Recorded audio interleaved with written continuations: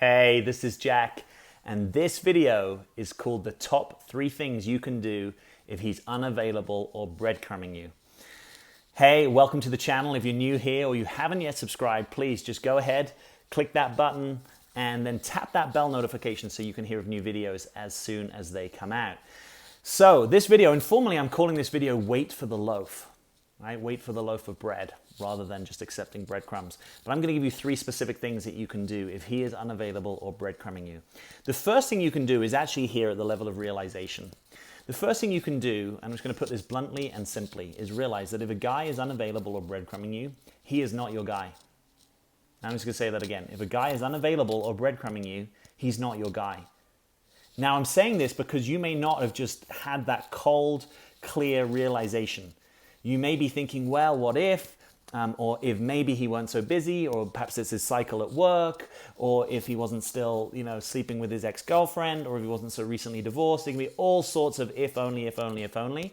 Why don't we leave if only to someone else? And why don't we have you deal in reality? And dealing in reality means that if he's breadcrumbing you, if he's unavailable to you, he's not your guy. Why? Because the guy that wants to be with you is going to be available to you. That is part of his being your guy. If he is authentically meant to be with you, if he's the one that wants you to be in that precious place in his heart, if he's someone that wants to invest in you and a future in you, he's going to be available to you because that's just part of the equation. Doesn't mean he's going to be available to you every day, 24/7. Doesn't mean that he isn't going to be busily invested in his own life and his own work, but there's going to be some minimum effective dose of availability, and he's going to realize if he wants to secure a future with you, he's not going to be just breadcrumbing you. That's not impressive. That's not a strategy to have someone want to be with you longer term. So the first thing is just to really realize that, because when you get it, what I think it can do is it can reduce the noise and the fear on your side. I think the fear that comes up is sometimes the fear that, well, maybe there's nothing better out there in the marketplace, or maybe I'm just being too harsh on this guy and maybe he'll come around one day, or just maybe. And I'm here to just kind of nix that for you and say, if he wants to be available, let him be available in the future and come back to you with a different kind of availability, and you can look at it. But at this moment in time, in this cycle, this connection is going nowhere for you. It's not really serving you. And it can be completely arresting for a whole lot of not a lot, right? It can have you emotionally dysregulated. It can have you tossing and turning and not sleeping and worried and concerned and agitated and anxiously attached and all sorts of things. I don't think it's worth it. And if you realize, oh, yeah, this actually is never going anywhere, or certainly not in this season, so there's no need for me to continue this connection, that can at least be half of the battle. Then we go on to step number 2. Step number 2 is you take your stand and you actually make a declaration that you want to be in a connection that is going somewhere, and you want to be in a connection that has some consistency, and you want to be in a connection with someone that wants to be in an ongoing and deepening connection with you. So you make that declaration. Whether you make that directly to this guy, or you make it to yourself, or you make it to some of your good friends, you actually declare that so that you are clear what it is that you want, that you're clear that if you want a committed partnership, you get that the road to committed partnership is not paved with breadcrumbs. You get that, right? And you make a declaration to yourself so you know it. And the declaration in this instance would be you downshifting or discontinuing the connection, right? It would actually be you saying, hey, there's something else I'm looking for. It's been good getting to know you, but this style of connecting isn't really working for me, so I'm actually not wanting to connect with you anymore. You don't need to go into a whole history. You don't need to go into a whole amount of explanation. You can keep it short, sweet, and succinct and to the point.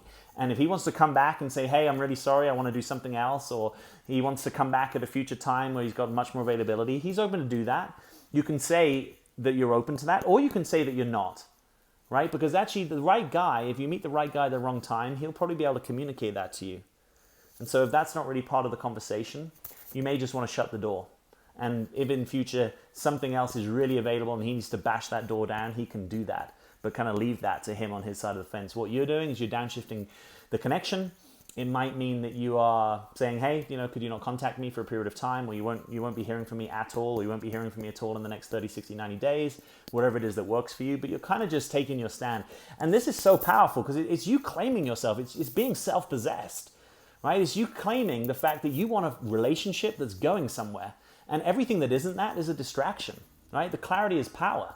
When you really own in life authentically, this is what I want, this is what I desire. It doesn't guarantee that it's going to happen, but you certainly maximize the opportunities when you start saying no to the things that aren't that. And you start to up-level your sobriety. Sobriety says, the road to a serious relationship is not paved with breadcrumbs. It says, oh, the fact that this guy's giving me breadcrumbs, this isn't going anywhere. This is kind of crappy. This isn't really what I want at all. And by the way, one of the things that makes this really difficult, if you know anything about, behavioral psychology or the experiments they've done with animals, and I think in some ways this does come across to humans, is if you're inconsistently in contact with someone, right? They've done these experiments where they'll feed rats inconsistently. It's really hard for them to break the cycle because of that inconsistency. When you feed them consistently and then you stop, they get it pretty quickly. But if someone's been hot and cold, in and out, super available, super unavailable, hot and heavy, cold, cold, cold, it's actually really arresting to your nervous system. It's really hard to shift that. There's a kind of addictive and toxic quality that can come with it. So I'm saying that from supporting you and saying, I know this can be hard. I'm asking you to do something that may be really, really difficult. You may need some good support from friends, from a coach, from a therapist. And it might be one of the most worthwhile things that you're doing, because that cycle just perpetuates, as most of that I've seen. It doesn't that often that he just turns around one day and is like, I'm so sorry, I've been breadcrumbing you for 3 years. I will now make a real loaf with you. That doesn't tend to happen in my experience. Breadcrumb is a breadcrumb. Is not across the board. The fact that he's breadcrumbing you, and this might be hard to learn, doesn't mean that he's doing that to everyone, right? That's part of just trusting that the right guy is the right guy for you. He might be very connected to some other people that he's dating or seeing, but the connection with you isn't occurring to him, or the connection isn't manifesting as one that has a consistent level of contact. And for most of us, that's what we really need to deepen into a relationship. So step 2 is you take your stand. Step 3 is you know your own worth in this, right? That you don't, because some guy has been breadcrumbing you, start to undervalue yourself and let it erode at your self-confidence and your self-worth. It doesn't have to be malicious that a guy is breadcrumbing you. A guy doesn't have to be a shithead to breadcrumb you. It might just be that he is only available for that in this cycle of his life, in this connection with you. It doesn't have to be malicious. You don't need to spend all this time making men wrong for breadcrumbing. You just need to say, is this a game I want to play or not? Right? And if this is a game you don't want to play, stop playing that game. Even if it's difficult, even if it's arresting, even if it's kind of intoxicating. Yeah, lots of things in life are kind of intoxicating that aren't good for you. You have to learn how to say no to them and hold your boundary, right? And if you know that's going to be difficult, set up some substitute behaviors. The time where you would normally connect with him or reach out or wait for a text, be in contact with someone else, or take yourself off to the cinema, or go and do an extra workout at the gym. Or if you can't do any of that, just go for a walk around the block, or go and watch some more videos on YouTube. Do something that is actually about filling your tank and developing yourself, rather than wallowing and waiting and being on the end of a connection that isn't really secure, right? So maintain your worth in this. It doesn't mean anything if a guy's breadcrumbing you. You only need one guy that is the right guy for you to be in a relationship. You are one guy away, right? You might have had a string of terrible connections where you've really lost faith in men, you've lost faith in your own ability to connect with them or to be attractive to them, or whatever the story is. And if it's been hard, I'm sorry, it sometimes is. The path of relationship is not just the path of beauty and ease. For a lot of us, it's also the path of struggle. It's also the path of becoming more conscious. And for most of us, we become more conscious how? Because of pain. And maybe we wish it were different, but that's the reality that I've seen. Most of us grow when it really becomes becoming more conscious, because something arrests us enough where we're like, well, this is really bad and difficult, and it wakes us up. So because you've had a breadcrumb experience doesn't mean anything about the next guy that you're going to meet. What does mean something is actually not letting it run so long that it starts to erode at who you are and your own sense of authenticity and self-possession and confidence and realness. For you to make a declaration to a guy, hey, this is where I stand. If you don't want to play this real game with me, that's fine. No judgment on you. I wish you well, right? It's much better to be in a situation where you say, I wish you well on your path, blessings on your journey, have at it. I hope you find what you're looking for. Then you get into this kind of victim mentality that here's another guy that's making me wrong, or here's another guy that's letting me down, or here's another guy that's being abusive with his in and out contact. I don't think any of that narrative really serves you. I think what serves you is being clear and powerful, knowing your boundaries, knowing what you want, making your stand, declaring it into the world, and then focusing your attention as ruthlessly as you can on what it is that you really want. And if what you really want is an available man for an ongoing, consistent love connection, that's what you really need to focus on. Everything else is noise. Everything else is a sideshow. Everything else is a kind of distraction. And you can tell if a guy's in a kind of breadcrumbing orientation pretty quickly. And, I want to say, I can even think back to, connections I had in the past where it's like, it was an interesting connection. If I was honest, it was a connection that if you just said, Jack, tell me the truth, yes or no, do you really see this going somewhere? I would have said no. And at that time, I wasn't looking for something serious. I wasn't connected to anyone in serious. And we all want connection, men and women. We all want connection at pretty much every stage. It's just connection doesn't need to equal relationship. So I would sometimes just hit people up and it's like, yeah, it's coming up to a weekend, haven't got any plans, just checking in, seeing what you're doing. And I remember one day, one woman I was doing this with, she kind of upset me because she eventually said, you know, this is kind of stupid. Like, if you want to get together, let's make a plan. And I was like, okay, cool. I'm actually not going to be in touch with you because I wasn't really super interested to make a lot of plans with her. I was seeing it as more of like a kind of friend checking connection, but it kind of sobered things up. And now looking back with a little bit more, perhaps wisdom, maybe I hope, than I had then, I kind of get her view more than I did then.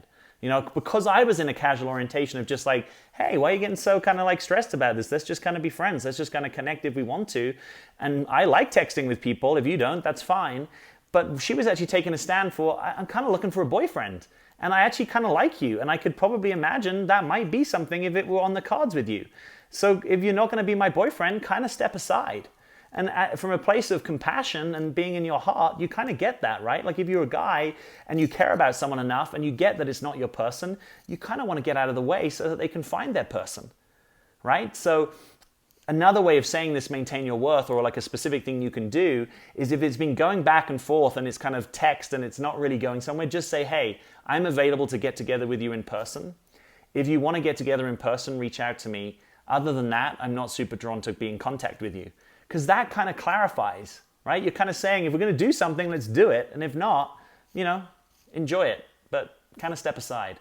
So that's the kind of power of the clarity of communication that you can bring into this space. So have the realization, breadcrumbs don't go anywhere.